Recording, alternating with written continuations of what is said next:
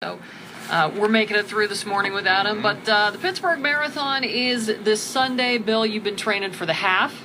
Yeah, I've been training since March 4th, only 2 months, but I've done as much training as I could possibly do, and I feel like You're ready. As close to ready as I'm going to be, yeah. Well, we're talking right now to Mike Bruno, who is going to run the full marathon this Sunday blindfolded. Good morning, Mike.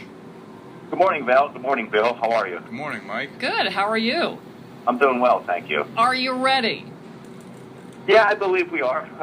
The toughest part is sitting around and waiting right now.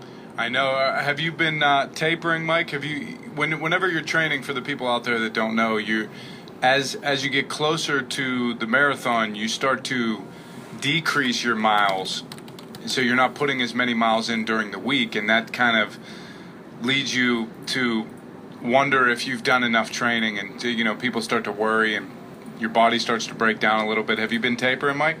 Yeah, we did pretty much a 10-day taper, but I think with the taper comes the mental anguish of you're not training. But yeah, we put the work in. We've got our long runs, 20 miles, 4 or 5 times this year, and so yeah, we're on a 10-day taper. How about yourself? Me too. I'm just trying to get to the starting line as healthy as I can. But I'm not running it blindfolded. I saw you guys do this last year. You have to run tethered to somebody, right? Yeah, my friend Jim Urban, who is the cross-country coach at Point Park, he's my sighted guide for the 2nd year in a row. Do you want to talk a little bit about why you're doing this? Let our listeners know if they don't already know. Yeah, my daughter Cassie, she's 8 years old.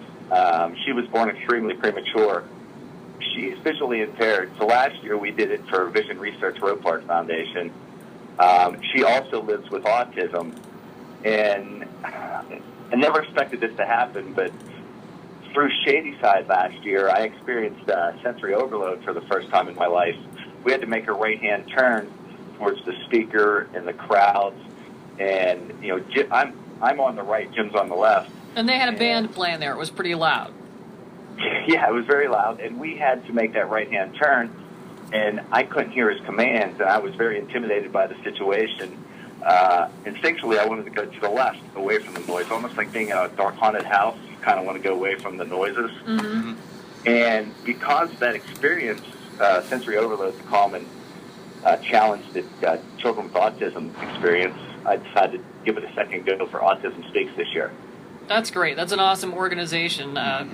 Good work that they do. And were you a marathon runner before last year?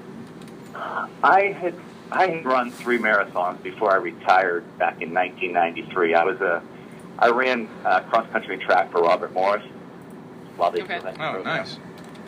And I hurt my Achilles in '93 in the Pittsburgh Marathon, and I just completely hung the sport up and reconnected with it. I'm about 19 months back of a coming out of retirement.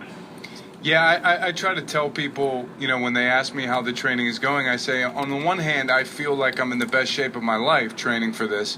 On the other hand, running is not very good for your body. I mean, it's especially if you're running a road race, it's just traumatic on your joints, your knees, your ankles, your Achilles, your hips. Everything starts to break down.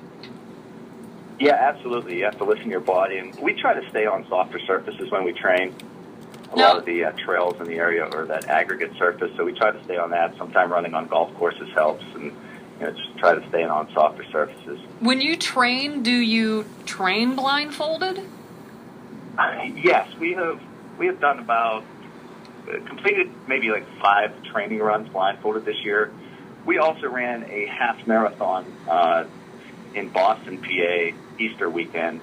We did that blindfolded, so that was kind of our final dress rehearsal for the marathon. And you talked about your experience in Shadyside. Do you get cheers along the way, like people know who you are and they're really encouraging? And yeah, it's amazing. A lot of people are yelling my name, and unfortunately, they don't identify who they are.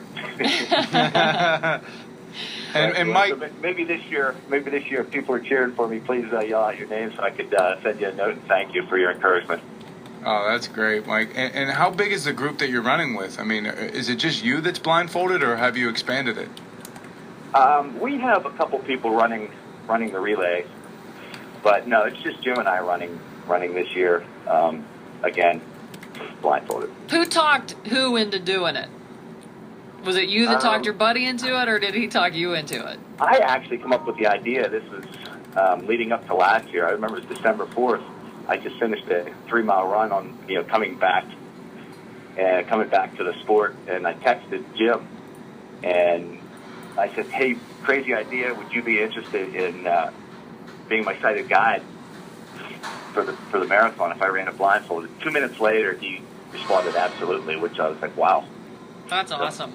Yeah, that's very inspirational, Mike. This is a great story. Now you're going to do this for Autism Speaks, and are you raising funds for Autism Speaks through the run, through the marathon? Yeah, we're raising awareness as well as funds. And how can our listeners help out with that? You have a website? Yeah, our website is 26-2blindfolded.com, and there's a link that goes straight to my page on Autism Speaks if they would like to donate. That's awesome. Well, we definitely want to support you. We're going to get a link to that on the morning show page at dve.com. Congratulations, Mike. I hope for all the best for you coming up on Sunday, man. You have this is a tough undertaking, but you're doing it for your daughter, and that's awesome. Well, I really appreciate it, Val. And, we're ready for the challenge again. Well, good luck on Sunday. Sunday. I hope to see you out there, man. I'll try to stay out of your way. All right, Bill. Good luck to you as well. Thanks, man. And anxious to hear how you do. So, yeah, can't wait. 26-2blindfolded.com. And again, we'll link that on the morning show page at dve.com. Thanks, Mike. Thank you. Appreciate you helping us spread awareness. It is a DVE morning show.